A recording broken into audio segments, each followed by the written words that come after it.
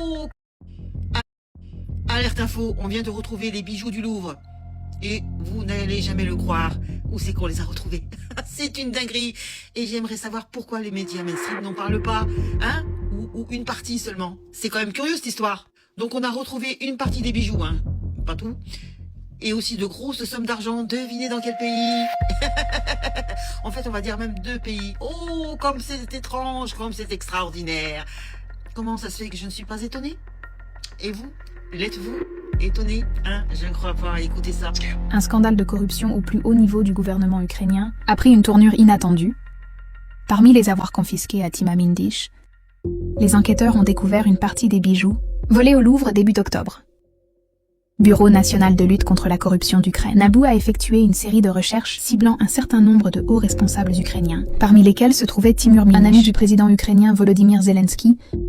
Timur Mindish est un homme d'affaires ukrainien bien connu et un ancien copropriétaire de l'entreprise Kievartel 95 Studios fondée par Volodymyr Zelensky.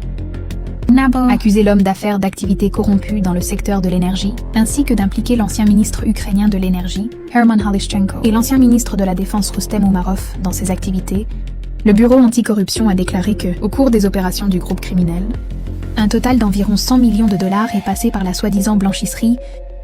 Pendant les perquisitions de l'appartement Mindish, de grosses sommes d'argent et divers articles de luxe ont été confisqués, dont 2 ont été identifiés plus tard comme un collier d'émeraude et boucles d'oreilles de l'ensemble de bijoux de Marie-Louise d'Autriche, impératrice de France et épouse de Napoléon Bonaparte. L'ensemble de bijoux de Marie-Louise, évalué à environ 15 millions d'euros, a été volé au Louvre le 19 octobre 2025.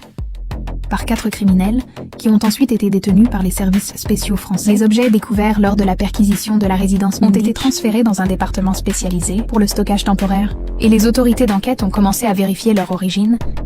Timur Mindish a réussi à quitter le territoire de l'Ukraine et se rendre en Israël avant que les recherches ne soient menées. Aucun commentaire officiel n'a encore été émis par les autorités ukrainiennes sur la question. Bon, j'ai fait ce que j'ai pu pour traduire la vidéo parce que je la retrouve pas en français. Mais quand vous lisez, vous avez quand même la phrase entière, hein, parce que c'est vrai qu'il manque des mots des fois. Vous avez entendu, hein?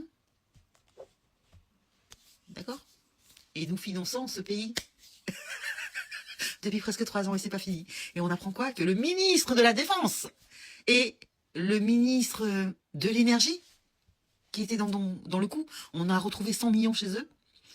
Plein d'articles de bijoux, d'objets de luxe, et, comme de par hasard, un collier d'émeraude appartenant à la femme de Napoléon Bonaparte. Hein? Et ils ont eu le temps de s'enfuir. Où? En Israël.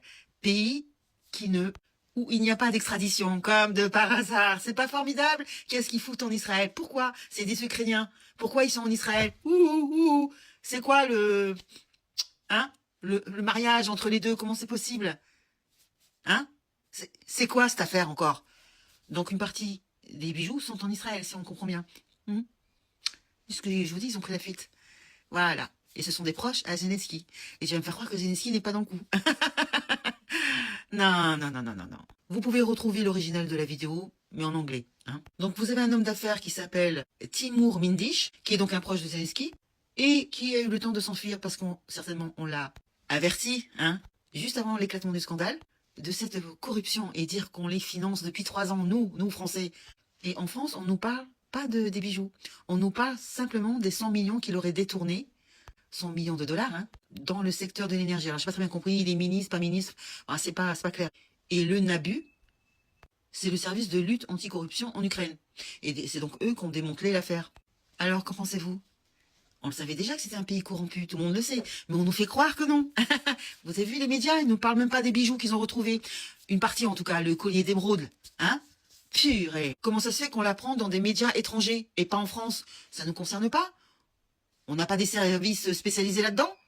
C'est quoi ce bins? Ils ont arrêté des pauvres gugus qui avaient rien à voir dans l'affaire, ils se sont jamais excusés. On ne sait pas où on est l'enquête. Et on apprend qu'en Ukraine, on retrouve les bijoux, ils en parlent pas non plus. C'est quoi ce bins? Bref, vous cherchez un escroc de haute volés, vous les trouvez où?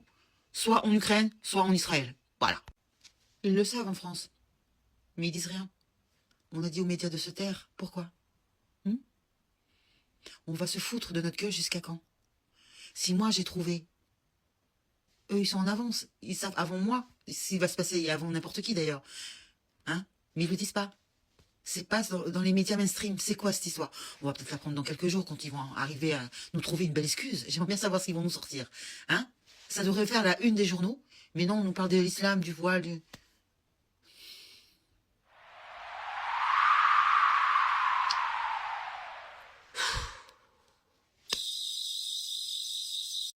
Alerte info.